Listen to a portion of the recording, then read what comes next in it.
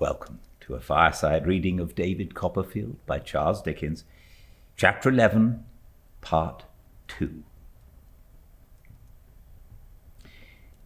I know I do not exaggerate unconsciously and unintentionally the scantiness of my resources or the difficulties of my life.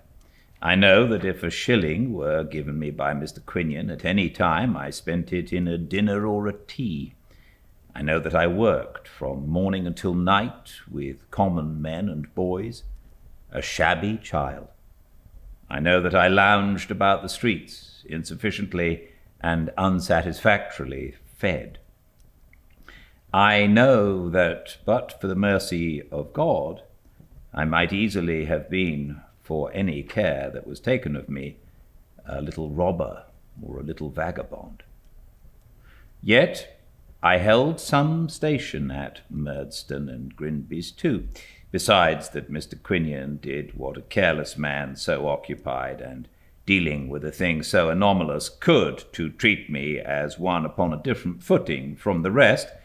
I never said to a man or boy how it was that I came to be there, or gave the least indication of being sorry that I was there. That I suffered in secret, and that I suffered exquisitely. No one ever knew but I. How much I suffered, it is, as I've already said, utterly beyond my power to tell. But I kept my own counsel, and I did my work. I knew from the first that if I could not do my work as well as any of the rest, I could not hold myself above slight and contempt. I soon became at least as expeditious and as skilful as either of the other boys. Though perfectly familiar with them, my conduct and manner were different enough from theirs to place a space between us. They and the men generally spoke of me as the little gent, or the young Suffolker. A certain man named Gregory, who was foreman of the packers, and another man, Tip, who was the carman and wore a red jacket, used to address me sometimes as David. But I think it was mostly when we were very confidential, and when I had made some efforts to entertain them over our work, with some results of the old readings, which were fast perishing out of my remembrance. Mealy Potatoes uprose once and rebelled against my being so distinguished, but Mick Walker settled him in no time. My rescue from this kind of existence I considered quite hopeless, and abandoned as such altogether. I am solemnly convinced that I never for 1 hour was reconciled to it, or was otherwise than miserably unhappy. But I bore it, and even to Peggotty, partly for the love of her and partly for shame, never in any letter, though many passed between us, revealed the truth. Mr. Micawber's difficulties were an addition to the distressed state of my mind. In my forlorn state I became quite attached to the family, and used to walk about, busy with Mrs. Micawber's calculations of ways and means, and heavy with the weight of Mr. Micawber's debts. On a Saturday night, which was my grand treat, partly because it was a great thing to walk home with 6 or 7 shillings in my pocket, looking into the shops and thinking what such a sum would buy, and partly because I went home early, Mrs. Micawber would make the most heart-rending confidences to me. Also, on a Sunday morning, when I mixed the portion of tea or coffee I'd bought overnight in a little shaving pot and sat late at my breakfast. It was nothing at all unusual for Mr. Micawber to sob violently at the beginning of one of these Saturday night conversations, and sing about Jack's delight being his lovely Nan towards the end of it. I have known him come home to supper with a flood of tears and a declaration that nothing was now left but a jail, and go to bed making a calculation of the expense of putting bow windows to the house, in case anything turned up, which was his favorite expression. and Mrs. Micawber was just the same. A curious equality of friendship, originating, I suppose, in our respective circumstances, sprung up between me and these people, notwithstanding the ludicrous disparity of our years. But I never allowed myself to be prevailed upon to accept any invitation to eat and drink with them out of their stock, knowing that they got on badly with the butcher and baker and had often not too much for themselves, until Mrs. Micawber took me into her entire confidence. This she did one evening as follows.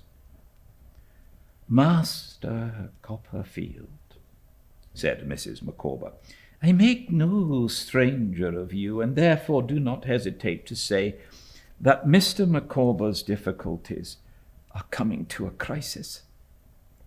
It made me very miserable to hear it, and I looked at Mrs. Micawber's red eyes with the utmost sympathy. "With the exception of the heel of Dutch cheese, which is not adapted to the wants of a young family," said Mrs. Micawber, "there is really not a scrap of anything in the larder. I was accustomed to speak of the larder when I lived with Papa and Mamma, and I use the word almost unconsciously. What I mean to express is that there is nothing to eat in the house." "Dear me," I said, in great concern.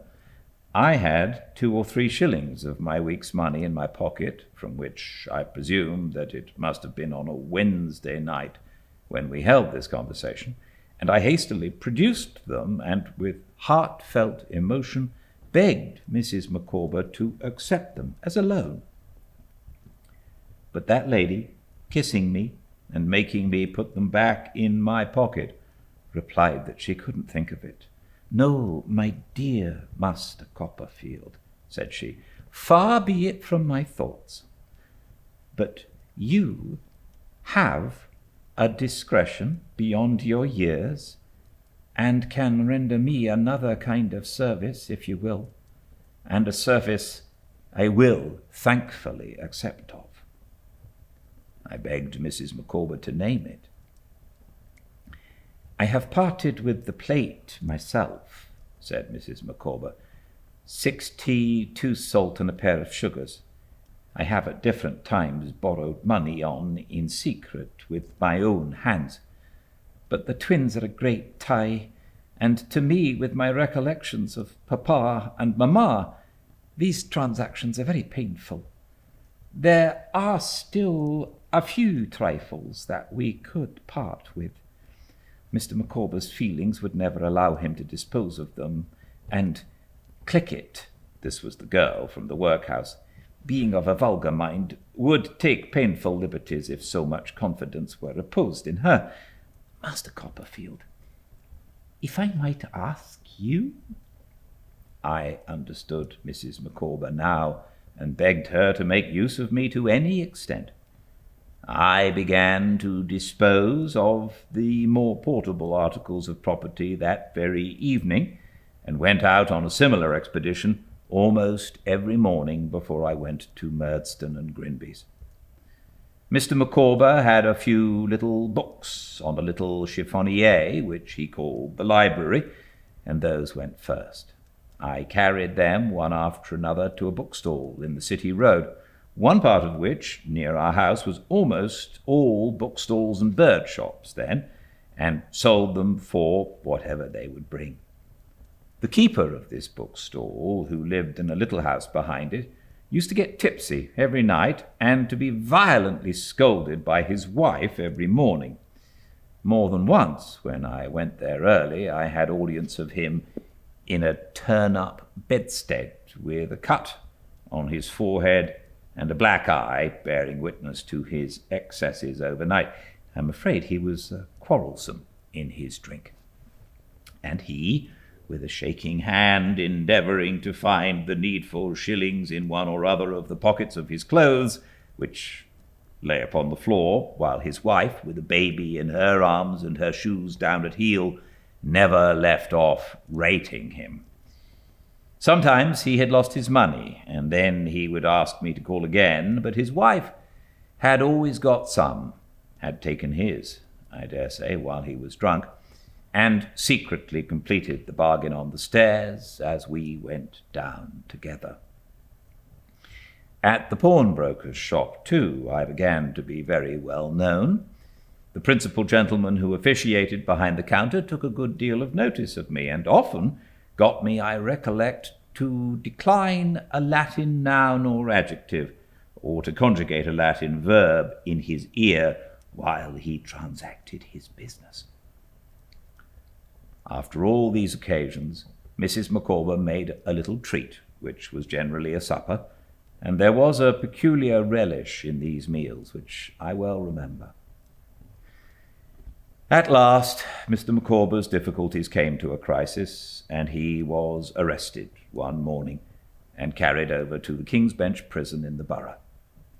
He told me as he went out of the house that the god of day had now gone down upon him, and I really thought his heart was broken, and mine too.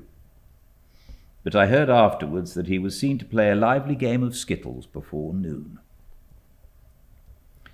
On the first Sunday after he was taken there, I was to go and see him and have dinner with him. I was to ask my way to such a place, and just short of that place I should see such another place, and just short of that I should see a yard which I was to cross and keep straight on until I saw a turnkey.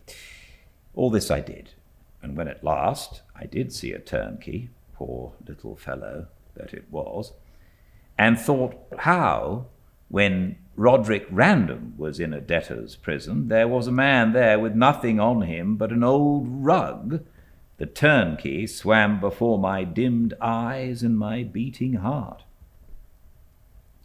Mr. Micawber was waiting for me within the gate, and we went up to his room, top story but one, and cried very much.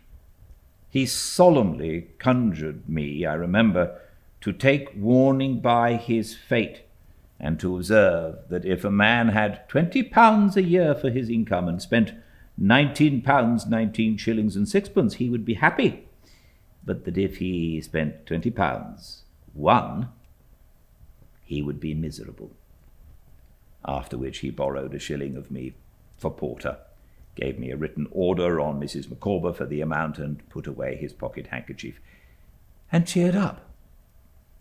We sat before a little fire, with 2 bricks put within the rusted grate, one on each side to prevent its burning too many coals, until another debtor, who shared the room with Mr. Micawber, came in from the bakehouse with the loin of mutton, which was our joint stock repast. Then I was sent up to Captain Hopkins in the room overhead, with Mr. Micawber's compliments, and I was his young friend, and would Captain Hopkins lend me a knife and fork. Captain Hopkins lent me the knife and fork, with his compliments to Mr. Micawber. There was a very dirty lady in his little room, and 2 wan girls, his daughters, with shock heads of hair. I thought it was better to borrow Captain Hopkins's knife and fork than Captain Hopkins's comb.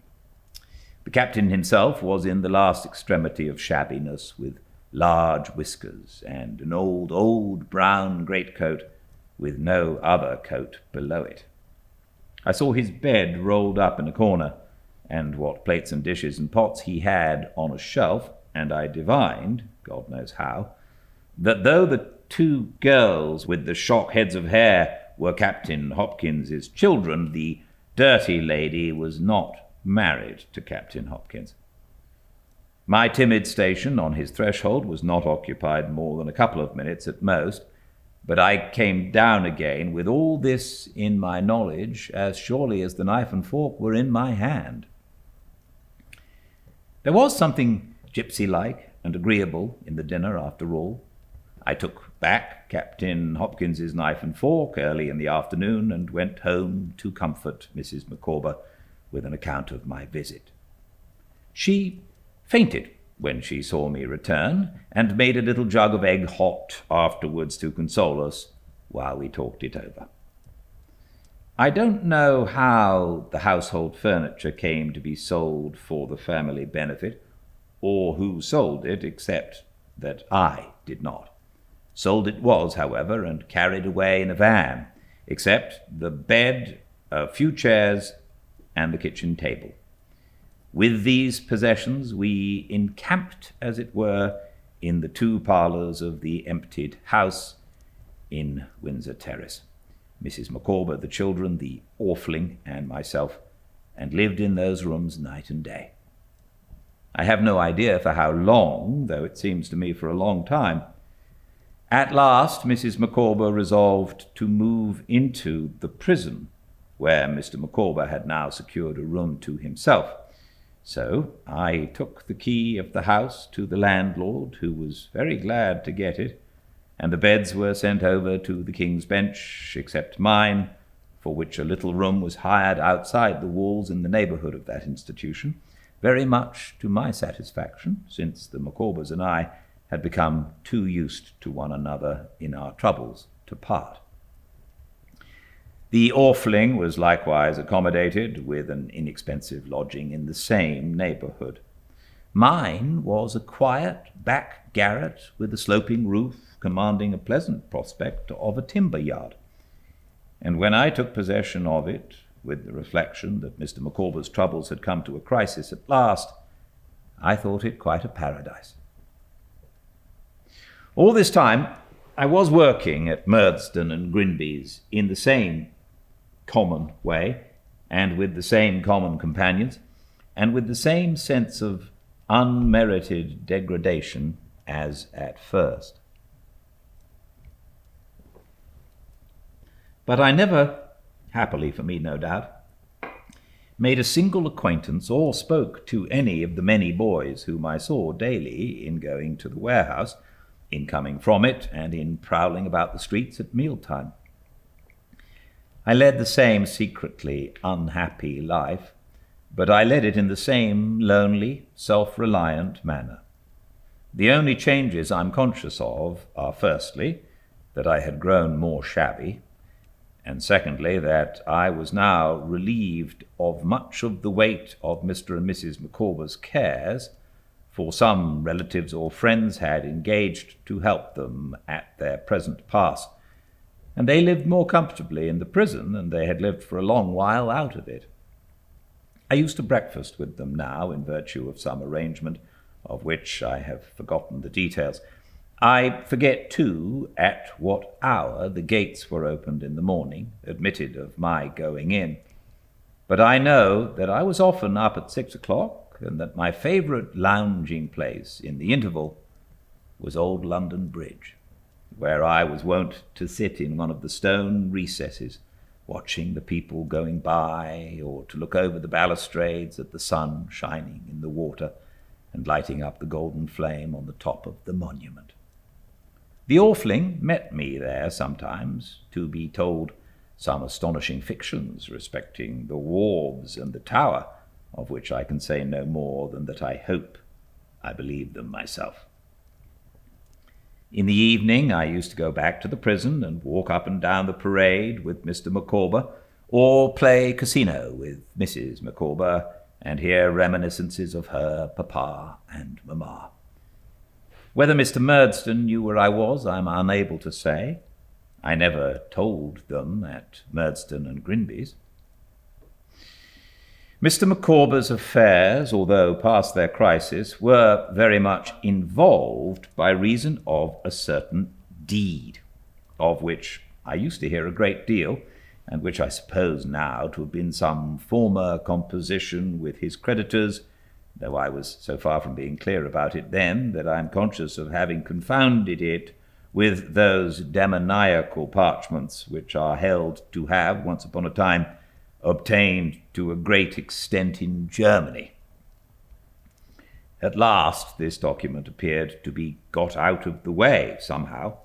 At all events, it ceased to be the rock ahead it had been, and Mrs. Micawber informed me that her family had decided that Mr. Micawber should apply for his release under the Insolvent Debtors Act, which would set him free, she expected in about 6 weeks. "And then," said Mr. Micawber, who was present, "I shall, no doubt, I shall, please heaven, begin to be beforehand with the world, and to live in a perfectly new manner, if, in short, if anything turns up." By way of going in for anything that might be on the cards, I call to mind that Mr. Micawber, about this time, composed a petition to the House of Commons, praying for an alteration in the law of imprisonment for debt. I set down this remembrance here because it is an instance to myself of the manner in which I fitted my old books to my altered life, and made stories for myself out of the streets and out of men and women, and how some main points in the character I shall unconsciously develop, I suppose, in writing my life, were gradually forming all this while. There was a club in the prison in which Mr. Micawber, as a gentleman, was a great authority. Mr. Micawber had stated his idea of this petition to the club, and the club had strongly approved of the same, wherefore Mr. Micawber, who was a thoroughly good-natured man, and as active a creature about everything but his own affairs as ever existed, and never so happy as when he was busy about something that could never be of any profit to him, set to work at the petition, invented it, engrossed it on an immense sheet of paper, spread it out on a table, and appointed a time for all the club and all within the walls, if they chose, to come up to his room and sign it. When I heard of this approaching ceremony, I was so anxious to see them all come in, one after another, though I knew the greater part of them already, and they me, that I got an hour's leave of absence from Murdstone and Grinby's, and established myself in a corner for that purpose, as many of the principal members of the club, as could be got into the small room without filling it, supported Mr. Micawber in front of the petition, while my old friend Captain Hopkins, who had washed himself to do honour to so solemn an occasion, stationed himself close to it to read it to all who were unacquainted with its contents. The door was then thrown open, and the general population began to come in a long file, several waiting outside, while one entered, affixed his signature, and went out. To everybody in succession, Captain Hopkins said, "Have you read it?" "No." "Would you like to hear it read?" If he weakly showed the least disposition to hear it, Captain Hopkins, in a loud, sonorous voice, gave him every word of it. The captain would have read it 20,000 times if 20,000 people would have heard him, one by one.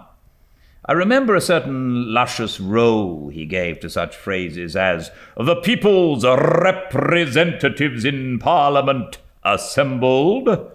Your petitioners therefore humbly approach your honourable house.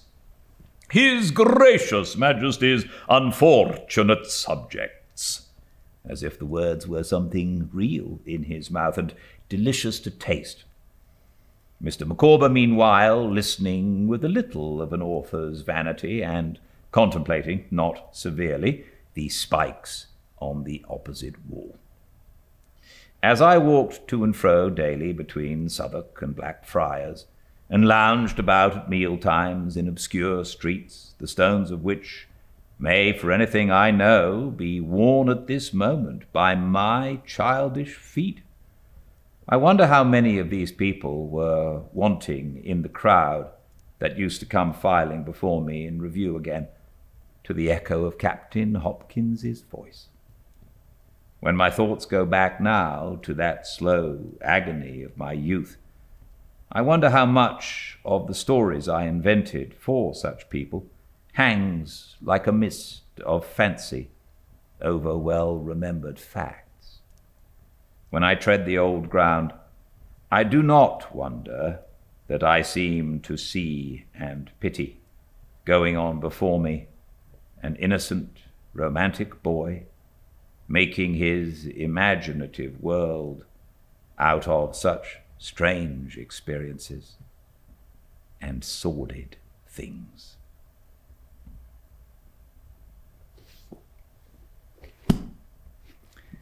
Thank you for joining me. More tomorrow, same time and place, 5 Pacific at Fireside Reading on Instagram. All the chapters uploaded to the YouTube channel Fireside Reading. Until I see you tomorrow, please stay very well.